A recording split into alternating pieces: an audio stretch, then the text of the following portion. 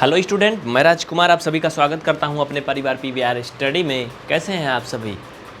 उम्मीद करते हैं बहुत अच्छे होंगे। चलिए आज हम देखते हैं क्लास 9th एनसीईआरटी मैथ का एक्सरसाइज 2.5 यानी कि प्रश्नावली 2.5 क्वेश्चन नंबर 14 यानी कि 14 नंबर कह रहा है कि वास्तव में घनों का परिकलन किए बिना निम्न के मान ज्ञात कीजिए। मतलब घनों का परिकलन ना करिए फिर भी इसका मान बताइए। तो भैया कैसे करेंगे? उसके लिए आजमाएंगे हम कुछ मंत्र। वो मंत्र क्या है? देखो इधर हम जानते हैं, आप नीचे लिखो, पहले इसमें सर्वसमीका लिखेंगे। हम जानते हैं या फिर हमें ज्ञात है। आपको भी ज्ञात है, आप भी जानते हो, हम अकेले नहीं जानते। वो क्या है? यदि x + y + z = 0, इसे हम जानते हैं, आप भी जानते हो, सूत्र है ये, सर्वसमीका है। यदि ये 0 हो तो क्या होता है? x का क्यूब धन y का क्यूब धन z का क्यूब, ये बराबर होता है किसके? ये बराबर होता भैया 3x y z के, है ना? किसके होता है? 3x y z के। ये है सर्वसमीका। तो चलो हम इसी को क्यों ना ट्राई कर लेते हैं। यदि ये सब जो हैं इनको हम x मान लें, इनको y, इनको z, और अगर ये इसका पालन करते हैं कि इनको अकेले जोड़ने घटाने पे 0 हो जाता है तो हम इसमें रख सकते हैं, उसमें कौन सी बुराई है ना? चलिए देखते हैं। तब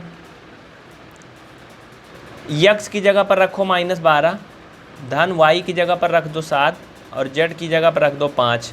हल करो क्या होता है?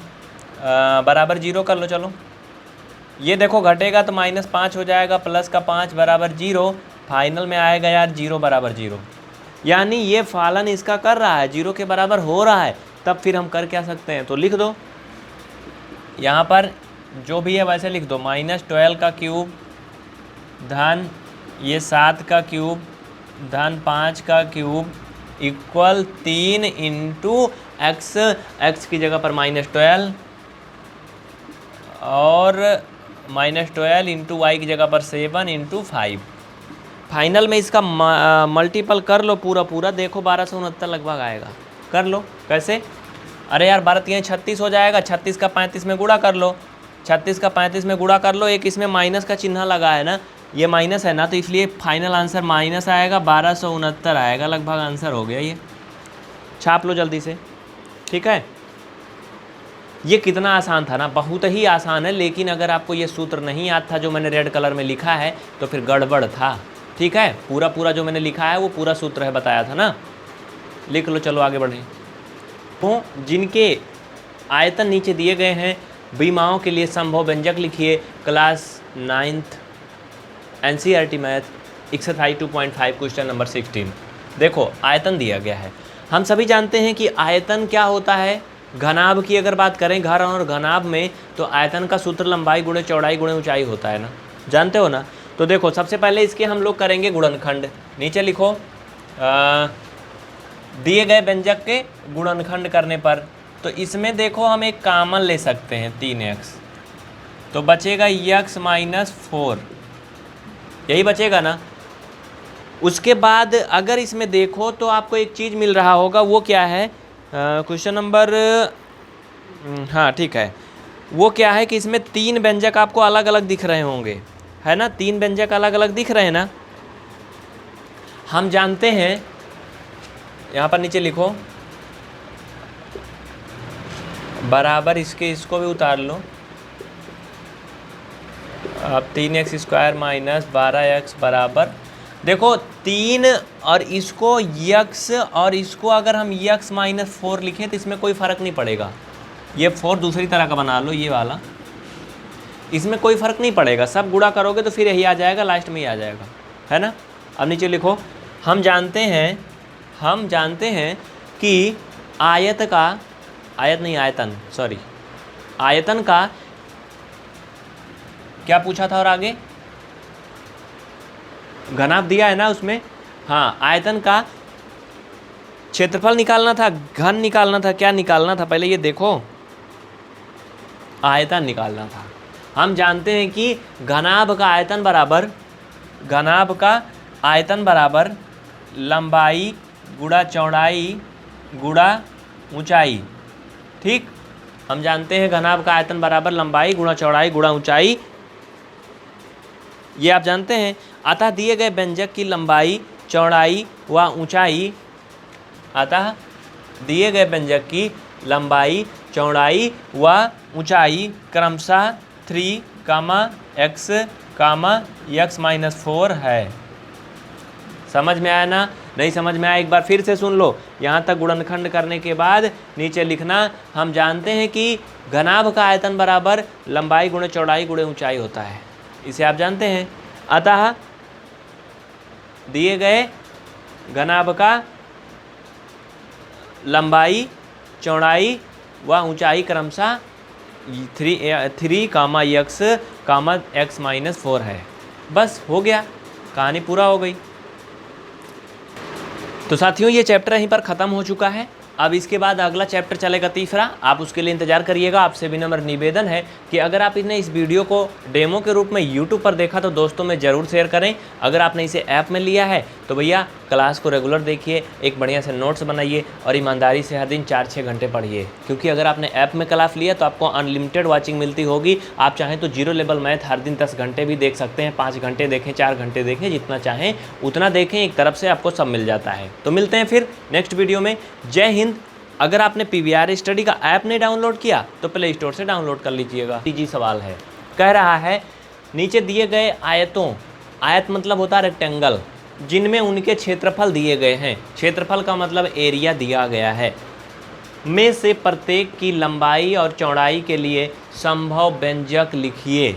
लंबाई मीन्स लेंथ एंड चौड़ाई मीन्स ब्रॉथ। ठीक है, संभव व्यंजक लिखिए। व्यंजक मतलब एक प्रकार से एक्सप्रेशन वगैरह। ठीक है, अब देखो इनके क्या करना, हमें गुणनखंड कर देना है बस। वो क्यों करना है, देखो एक बात यहाँ पर पहले अपने दिमाग में बसा लो कि जो आयत का क्षेत्रफल होता है वो लंबाई गुणा चौड़ाई होता है। इसे आप बहुत अच्छे से जानते हो, आयत का क्षेत्रफल बराबर लंबाई गुणा चौड़ाई होता है, यही होता है ना, है ना। परिमाप अलग होता है लेकिन क्षेत्रफल लंबाई गुणे चौड़ाई होता है। तो ये समझ लो, अगर मैंने आपसे कहा कि हमारा जो क्षेत्रफल है वो भैया 35 सेंटीमीटर स्क्वायर है, हमने कह दिया कि हमारा क्षेत्रफल 35 सेंटीमीटर स्क्वायर है, तो इसका मतलब क्या है, इसका मतलब ये है कि 35 के गुणनखंड कर लो तब ये 2 पार्ट में टूट ही जाएगा और उसमें से एक लंबाई हो जाएगी, एक चौड़ाई हो जाएगी। तो 35 के हम गुणनखंड करेंगे, फैक्टर तो आपको पता है 7 और 5 प्राप्त होंगे या 5 और 7 प्राप्त होंगे। अब आपकी मुसीबत है इसमें लंबाई कौन होगी, चौड़ाई कौन होगी। चूँकि हम आयत पहले से देखे हैं, उनसे परिचित हैं, आयत में लंबाई बड़ी होती चौड़ाई छोटी होती है, तो भैया लंबाई 7 है चौड़ाई 5 है। समझ गए ना। वैसे इनके गुणनखंड करने हैं, जब हम गुणनखंड करेंगे तो हमें 2 व्यंजक अलग अलग मिल जाएंगे और उसमें से एक लंबाई हो जाएगा, एक चौड़ाई हो जाएगा। समझ गए ना। चलो, तो इनका गुणनखंड कैसे करेंगे, हमने पिछली क्लास में पढ़ा रहा होगा कि x का स्क्वायर धन 5x धन 7 बराबर 0 कैसे हल करते हैं। देखो ये 25 है, ये माइनस है, फिर 35 है, फिर 12 है। कोई कॉमन होगा इसमें? नहीं होगा। अगर ध्यान से देखो तो इसमें ऐसा कुछ करना है कि 25 का पहले तो 12 में गुणा करो, कितना आएगा, 12 पंचे 60, 12 दूना 24, 36, 300।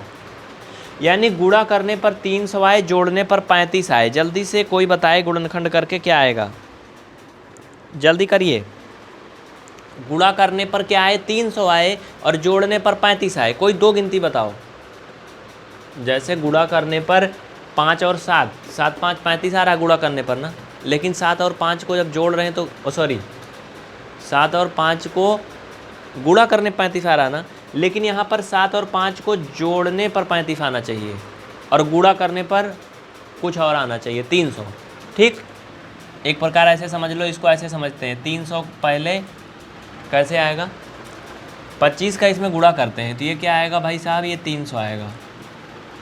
कितना आएगा, 300। भाई 12 का 25 में गुणा करोगे 300 आएगा। मतलब कहने का ये है कि गुणा करने पर 300 आए और जोड़ने पर 35 आए, तो वो हो जाएगा 12 और 15। 12-15 नहीं, 20 और 15।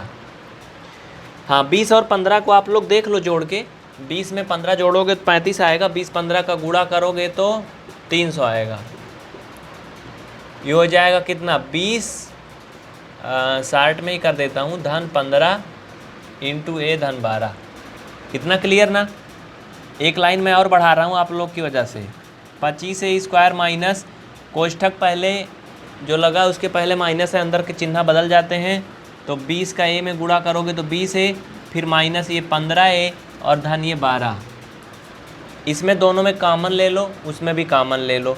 5 ए कॉमन लोगे इसमें तो 5 ए बचेगा माइनस 4 बचेगा। इसमें माइनस 15 और 12 में क्या कॉमन होगा सोचो, 3 कॉमन होगा तो 5 ए माइनस 4 बचेगा यानी 4। एक विशेष खासियत है कि इनमें जो अंदर में बचता है ना यार वो बराबर ही बचता है। तो इसका आंसर हो जाएगा 5 ए माइनस 4 और ये 5 ए माइनस 3। अतः लंबाई बराबर, देखो इन दोनों में कौन बड़ा है कौन छोटा है पता है आपको भाई। कोई भी गिनती है उसमें से 3 घटा रहे हो, कोई भी गिनती उसमें से 4 घटा रहे हो, तो जिसमें से 4 घटाओगे वो छोटी हो जाएगी ना, जिसमें से 3 घटाओगे वो बड़ी रहेगी। यानी ये लंबाई हो गई, ये चौड़ाई हो गई। ठीक, अब लिख दो। अतः यहाँ पर ऐसे लिखो, चूँकि आयत का क्षेत्रफल बराबर लंबाई गुणे चौड़ाई ये होता है।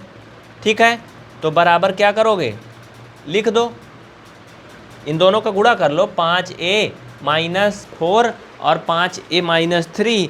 अतः लंबाई बराबर 5 ए माइनस 3 और चौड़ाई बराबर 5 ए माइनस 4।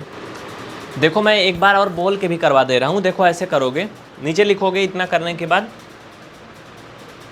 हम जानते हैं आयत की क्षेत्रफल बराबर या आयत का क्षेत्रफल बराबर लंबाई गुणे चौड़ाई। समझ गए ना। इतना करने के बाद नीचे लिखना, हम जानते हैं आयत का क्षेत्रफल बराबर लंबाई गुणे चौड़ाई। अतः आयत की लंबाई व चौड़ाई क्रमशः 5 ए माइनस 3 5 ए माइनस 4 है। तो समझ गए ना, बहुत अच्छा क्वेश्चन था साथियों। इसी तरह की और भी क्लास आप देखते रहिए हमारे साथ। चैनल को सब्सक्राइब करके बेल आइकन ऑन करें और आगे बढ़ते रहें और पढ़ते रहें। चलिए आगे चलते हैं।